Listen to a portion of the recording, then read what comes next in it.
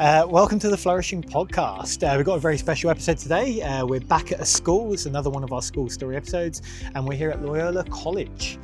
Today I'm going to be joined by Catherine Wilson, who is the Deputy Principal for Teaching and Learning, and Jacob Gasparini, who is their Director of Learning. And so what we're going to do is talk about how the school has onboarded with the Vision for Instruction, how it's implemented some change across the school in terms of pedagogy in order to support teaching and learning. And we're going to also look at how they've managed to combine all the system documentation, so that's the Vision for Instruction, the Vision for Engagement in particular, as well as thinking about how WalkThrus and its resourcing has supported with the teaching and learning, serving as a playbook for the school. So with all that in mind, let's find out how the implementation is going.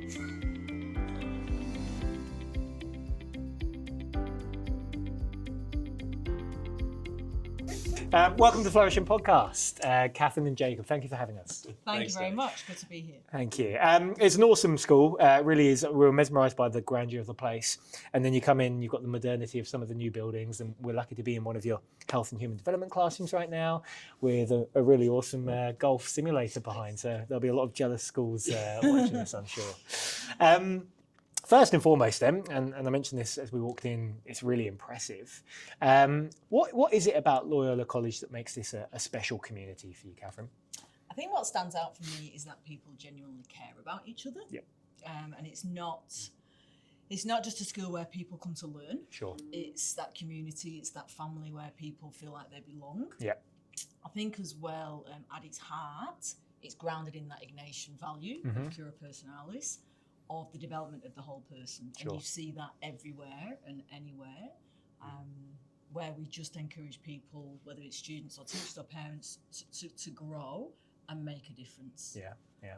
And Jacob, I'll ask you a slightly different question if that's all right. Yeah. I suppose coming into the school, there's this notion of aesthetically, it's amazing to look at.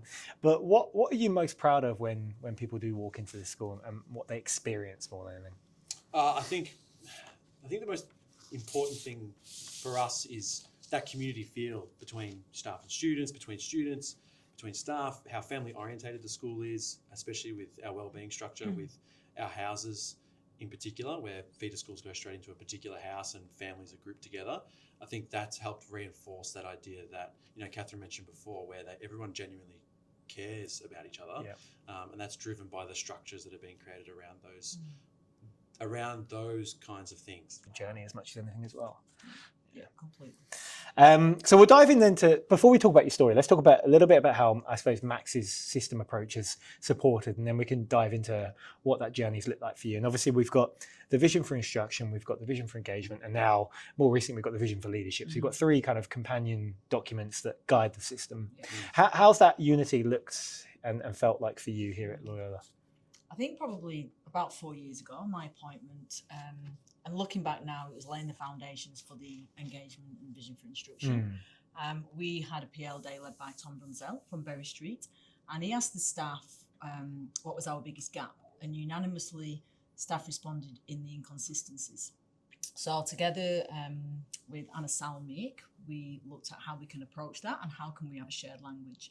So the first thing that we looked at was the staff being consistent, predictable adults, and we call them CPAs. And from that, we developed consistent, predictable routines, which we call CPRs.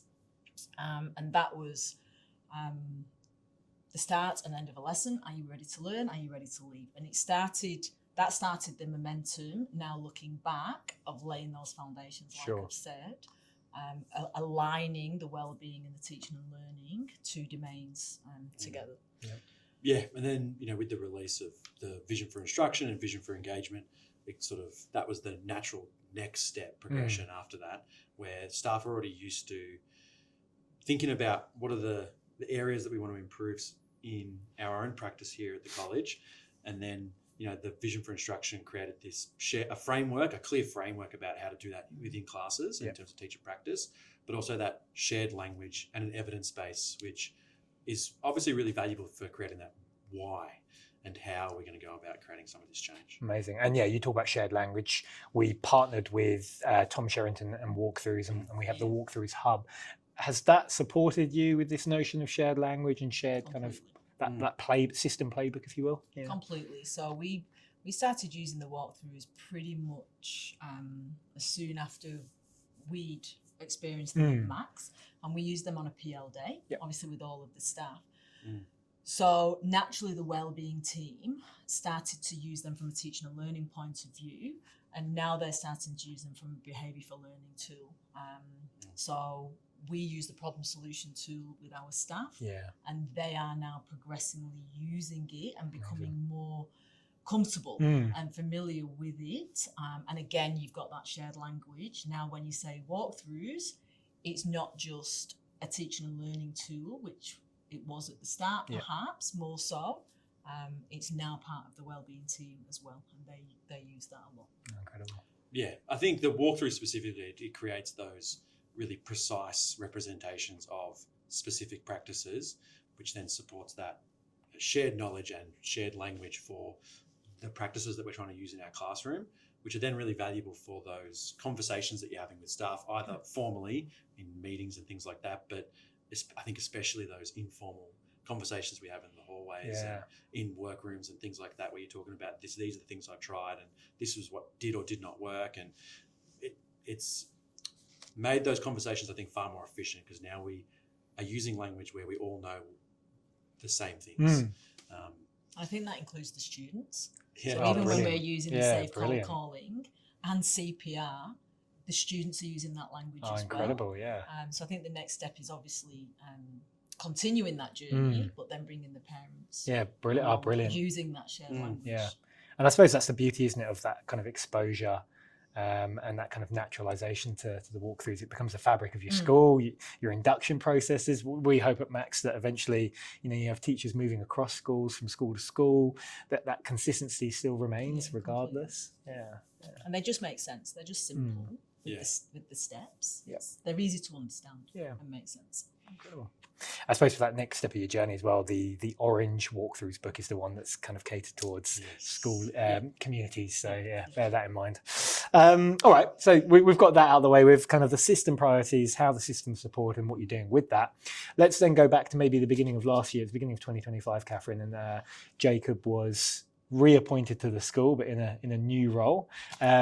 What happened there? Why did that happen? And how's that help leverage the work? Again, that need. So I was appointed probably for 18 months, a year and 18 months. And there was clearly a need to look at the pedagogy, to look at the classroom practice. So again, I just went to Alison, the principal, and we discussed it. And then, the appointment came about, and Jacob obviously got the job. And then we kind of set out, right, well, what do we want to achieve? When I started the position, I needed to know what the classroom practice looked like in the school. So that was the first thing that Jacob did in his first semester, was to do those learning walks.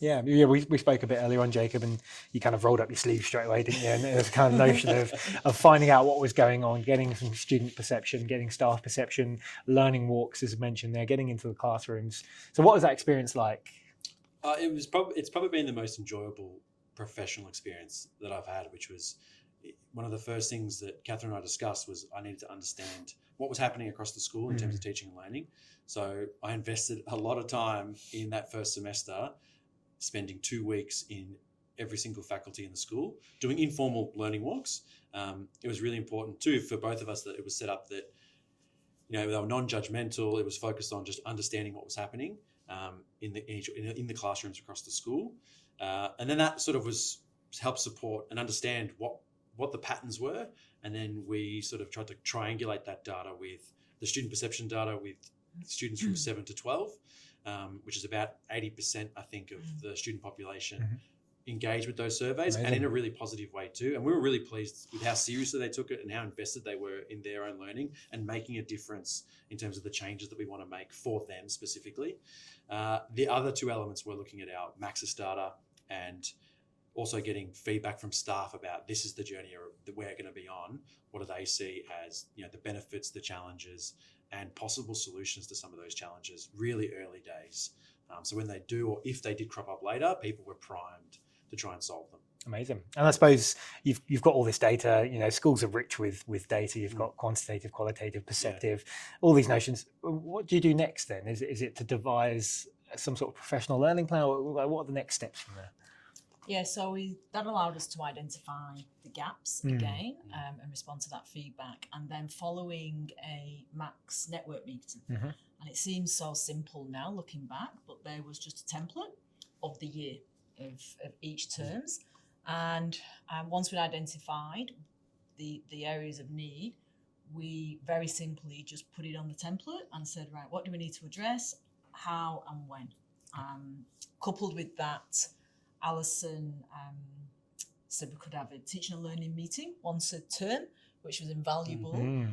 So we kind of had that on the template. We had faculty meetings and then used the Breakspear teaching sprints. So when we looked at the practice, we then could work out the time that we had to then review that practice. So everything flowed and everything had a reason and a why. So staff could see what's coming up in term 4, back in term 1, and there was a reason beneath that of why we're looking at modelling, for example, or why we're looking at safe cold calling.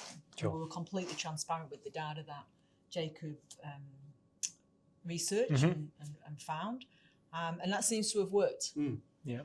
I think the key goal was how can we move from standalone professional learning events that we had in our calendar to creating these like sequenced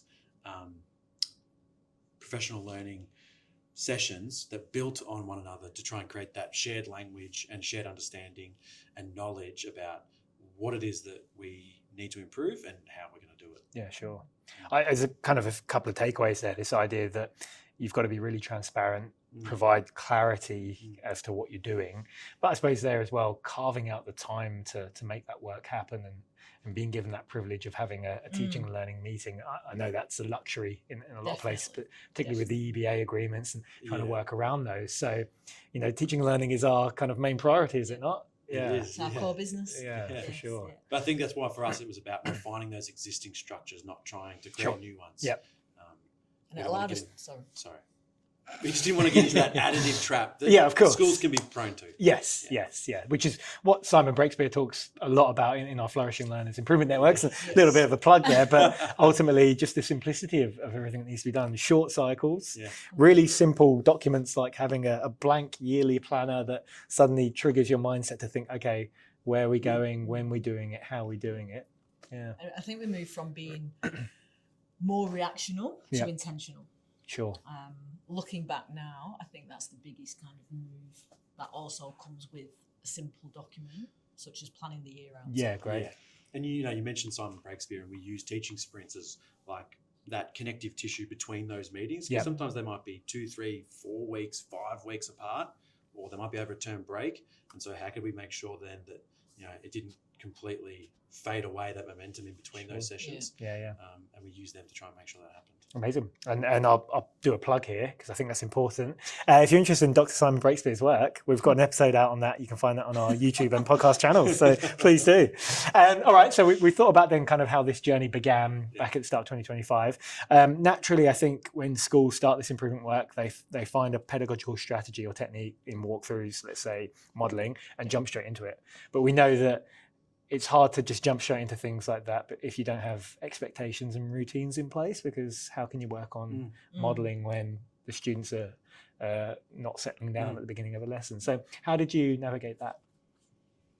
Well, I think that's where, Catherine mentioned it earlier, we had done work prior to the release of Vision for Instruction with Berry Street and Tom Brunzell, and they ran, I think, 4 PL days here with us. Okay. And we focused on building those consistent, predictable routines and consistent, predictable adults. So having those routines and expectations around how we get ready for learning in the classroom. And that's sort of those routines either side of a lesson. So how a lesson starts and how a lesson ends. And then, the Vision for Instruction. That next step for us was then, creating that consistency and those routines within the lesson itself. And what do they need to look like? And that's where, as we mentioned before, the walkthroughs become really helpful in that way. And that again was just reinforcing the practice. It wasn't anything new for teachers. It was just to create that consistency. So we had different teachers starting lessons differently. that's not great for the student, that cognitive overload. Sure. So again, we explain to the students and the teachers why, and we try and have now as much consistency as we can. Just simple things like starting and finishing a lesson should be the same in every classroom. I said, in a secondary college or school, that notion of moving from classroom to classroom, teacher to teacher, automatically you're having to think about, well, how does this teacher start the lesson again? And what takes away from that cognitive load, as you say? Yeah, we really are trying hard to create that predictability for students as much as possible. Yeah, incredible. And then, so Jacob, you also did a little bit of work with Bron Ryrie Jones. The playbook construction, and you did that alongside one of your head of faculties, am I right? And our literacy coordinator. Amazing, well. Okay. And so how did that work, thinking about a playbook and thinking about the strategies, techniques you'll be using at the school? How's that help support? I think it's began to reinforce some of the ideas about through the Max WalkThrus in particular, too, like codifying practices and creating that shared language and shared knowledge about what practices should or could look like in the classroom, but also to understanding the difficult work of adapting those practices for individual circumstances or conditions or contexts within the school. Like different subjects are going to use particular strategies in different ways. Yeah. So, but I think as a starting point, codifying practices is really valuable, because if you can't name the thing that you're doing, then it's pretty hard then to get better at it. Sure. Yeah, I hear that. And so we now come to 2026. And again, you worked with Bron this time in terms of responsive teaching in action. So a bit of a development there, going from what some of the pedagogy is to now actually thinking more, I suppose, explicitly about how to respond in that dynamic of a classroom. What changed with Bron's input then? The heads of learning, I think the heads, their role. So we're trying to again shift their role from a bit of administration, a bit of everything, to supporting their staff, whether that's from good to great or supporting them with different practices. They're doing a lot more learning walks, and now they're equipped in the same practices. So again, we've got that consistency in the heads of learning. So they're now using that shared language of the practices that we talked about with Bron. Are you starting to see any green shoots? I know it's really early on. We're still in 2026. We're only a few months into this process, but are you starting to see any green shoots there? I think we are with modelling. And a few of the other practices we've begun to implement across the college. So, we've already rolled out cold calling. We started to look at signal, pause, and sis, and all of these are in response to the patterns that we noticed out of the learning walks, the student perception data, the Maxis data, and things like that. They drove then the choices that we made quite early. Catherine mentioned with Bron Ryrie Jones and the responsive teaching, like we're really working hard to build capacity in our heads of learning to be instructional leaders, and those green shoots now we see in the conversations that we're hearing between staff, or staff coming to our door and telling us the things they've tried, or stopping us in the hallway, talking about I tried this and it didn't work, but then I think I might do this next time, which is amazing. That's what you want, like this culture of experimentation and trying things and taking a risk and being vulnerable. Absolutely, it's so powerful celebrating those small wins, right? Completely, just like an open door policy where people are inviting us in now to come and watch. I mentioned modelling before because we've just done a PL day on it. And we selected 5 practices that the heads of learning delivered in response to the PD that we'd had with Bron. And people are now coming to us and saying, can you watch me on such a practice? So it's exactly what we want, being invited rather than us arriving at the door unannounced. Incredible. So, there's a change in culture. And then Jacob, you're also involved in WalkThrus coaching as part of the 2026 initiatives that you're kind of leading with this year. And to be clear, WalkThrus coaching isn't just the coaching component. So have some clarity over that. It's about the framework, the professional learning that exists around it, the building of the why and the understanding. I suppose, what have you seen through WalkThrus coaching that's supported professional learning here at this school? I think the main thing was initially when Catherine and I talked about sending staff out to do the Max WalkThrus coaching was, it's just reinforcing that building capacity with our heads of learning specifically. We want them to be instructional leaders in their own faculties because, I'm an English teacher. I previously was a head of English. that's my experience. It's challenging then for me to go into, a visual arts class and to work with staff to then improve their teaching practice when I struggle to understand maybe their context. Whereas their head of faculty is the best person. They're so well placed then to support them to improve their whole faculty, to create that, we talked about it much earlier, that sustainable long-term change. Sure. Where capacity is spread across the school, across our leaders, rather than just being concentrated in, one or two. And I think the focus with the Max WalkThrus coaching specifically is that idea that it's really focused on how do we build specific practices or improve specific practices over time, and that it's iterative over several sessions, and it's going to be ongoing forever. Absolutely. And you touched on that idea of adapting to make suit particular learning areas or particular teachers naturally within an agreed scope of what the school's trying to do. And Catherine, you mentioned previously the idea of using the problem solution tool, part of the walkthroughs. And I think you've said to me previously that it was actually the wellbeing team that kind of took the lead with that. Am I right in saying that? We took the lead, just naturally because we had a professional learning day that we delivered, and that familiarised the walkthroughs with the wellbeing team. And then there's a section on the problem solution tool which is concerned with behaviour for learning. So they'd used that as part of the PL day, but then I sat with the DP students and Jacob sat with one of the heads of house and taught them through the problem solution tool, just to really see how easy it can be used, which then enabled them to deliver a meeting with the problem solution tool as kind of the centerpiece of that, of how to the best way forward with certain groups that we've got in different year groups. I mean, we talk different challenges. Exactly, the challenges and the priorities of a school, and it's easy to forget that you have numerous ones of those, and so to have that kind of consistency across different parts of the school, well-being, teaching and learning, that's clearly a really positive impact as well. Okay, and then if we move through then to kind of talk about the experience for your staff, we know that working with adults is very complex, and it's also quite difficult translating sometimes evidence to what teachers necessarily, not that they don't understand the complexity of it, but just more so to make it fit particular learning areas, particular subject expertise, and also to change habits, and that's a really hard thing to do as well, because why do I need to change when what I'm doing is already working for me? My classes are getting good results. Why should I jump on board with this? So what's been a challenge around that work for Loyola? I think one of them was the sell as such of it's not another thing, it's part of your practice, and many staff are doing this anyway. It might just be labelled differently. So we did save cold calling, for example, and a lot of staff then at the end said, I'm doing that. So we kind of try to convince them as such that it's not another thing.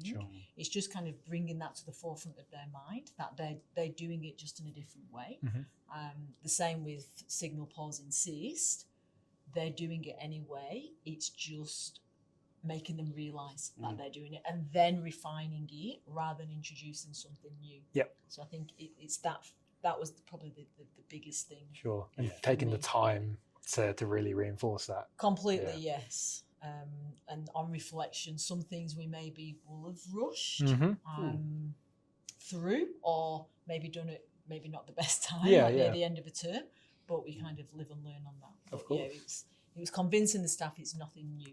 They're already doing it. They're already good practitioners. I think that refining of practice was the key thing, and we should be modelling to our students that we want our students to be lifelong learners, and so we should really be modelling that too as teachers, and refining your practice and looking to improve all the time has to be part of that.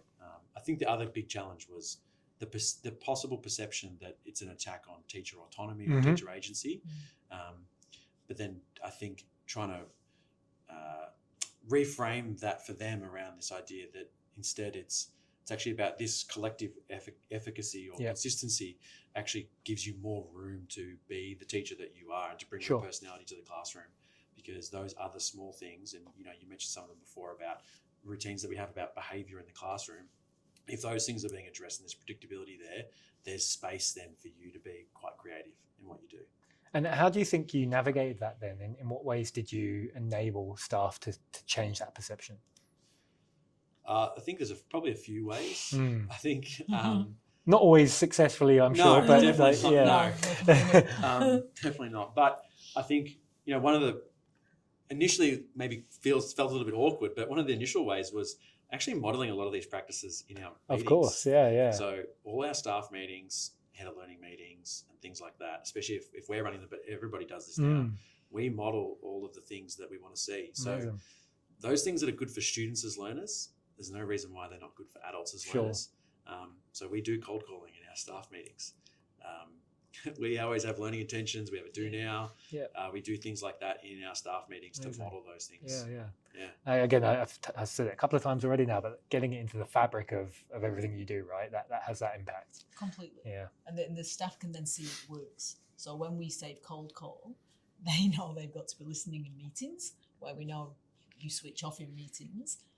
They know they're going to be cold called or potentially cold called. So they know then they're in the shoes of the student of, they will be listening because they could be cold called. Yeah. But even seeing like different approaches to the same thing in that meeting. So that experience in a strange way of almost, without being patronizing, but they're almost being students, but with the understanding of a teacher. Sure, of course. It's quite interesting. We're making maybe those invisible acts of teaching, because it's quite intuitive, quite visible for staff. Yeah. Love that. Now, I don't want to oversimplify it either, but I always come back to that adage of, the world's best tennis players still get coached. The footy players still train all through the week and then play matches. They're always looking to improve on something. So tactically, you're always thinking differently. So I think that's an important notion as well. Yeah, absolutely. So I suppose then we've thought about kind of the process you've been through, where you're at the moment. Is there anything then that you've learned about change over the last couple of years that's going to take you forward into 2027 as well? Go slower. Yep. And the timing. Sure. I think now, and even yesterday, we were looking forward to 2027 and learning from the mistakes of this year, even the mapping out of meetings. Yep. That we know we need more of a space in between a teaching and learning meeting and a faculty meeting to enable that sprint to actually take place. Yep. We seem to be reviewing this year too much, not too much, too soon after the practice, and not giving staff time to implement and embed that practice. So we now need to space them out, and the timing. We did certain things this year at the end of a term, which is when the staff don't need us observing their lessons, looking for signal pausing. It's good that you've felt that and heard that and responded to it as well, of course. Yeah. I think then, like touching on what Catherine's just talked about, is also being almost radically transparent about when we've reviewed something and what hasn't worked and what we're going to do differently next time, to highlight and model vulnerability for staff, because that's what we want to have in terms of our culture. And I think the other thing is maybe definitely investing a lot of time early in having real clarity with staff about why we're doing this. That's really important, because without that, everything else will fall apart. Incredible. Okay, so then next steps. Thinking you've mentioned you're thinking ahead to 2027. What's the goal for 2027 then in this journey? Are you expecting big things? Of course. Always. It was something that we were going to address and look at this year, and we have started to. But I think, again, on reflection, we've taken a back seat in the introduction of an explicit instruction model. Sure. We have sowed the seed. Yep. If we would have done what we wanted to, we would have lost the staff. Sure. So we're delaying that, and that alongside the playbook. Jacob and his team have been working on that. So Jacob's now got a working group, and again we planned to share that with staff this term. We would have lost them. So that's going to now be in term 4, leading into 2027. So for me, it's the explicit instruction model and it's the playbook. Amazing. They're the big things next year. Yeah. I think this year and sort of half of last year was really focused on this is what we need to know. So Yeah. the whys and the hows and the research. And then next year really is, because of the instructional model, because of the playbook specifically, it's like, this is how we do things here. And you sort of touched on some things earlier about how, using those things in terms of teacher induction, new staff induction in particular. So as soon as people start here, they understand this is how we approach teaching and learning at the school. These are the routines that we have. These are the expectations. This is what makes it predictable. Yeah, love that. Lots of learnings in there. Last question then on that front. If you had one bit of advice for a school that's maybe a bit earlier on in this implementation journey than you are, what would that be? For me, spot the need. Mm-hmm. And then what is that need? Where is the evidence for that need? Is it just plucked out of thin air? Or have you got the evidence to back it, to say to staff, we need to address such a thing because, and it's that because. And at first for us, it was that inconsistency, and that came from the staff. Yep. But then the actual classroom practice came from the evidence that Jacob collected. Amazing. So that would be for me. One. Just one. I think investing a lot of time in being really visible, because it emphasises the need, and part of that is investing a lot of time in those incidental conversations with staff around the school to drive that momentum continuously throughout the year. Yep, incredible. And then very, very last question. This one is more about what's helped you along this journey. So we talk about inspiration on the Flourishing podcast. Normally it's a person or it's a book.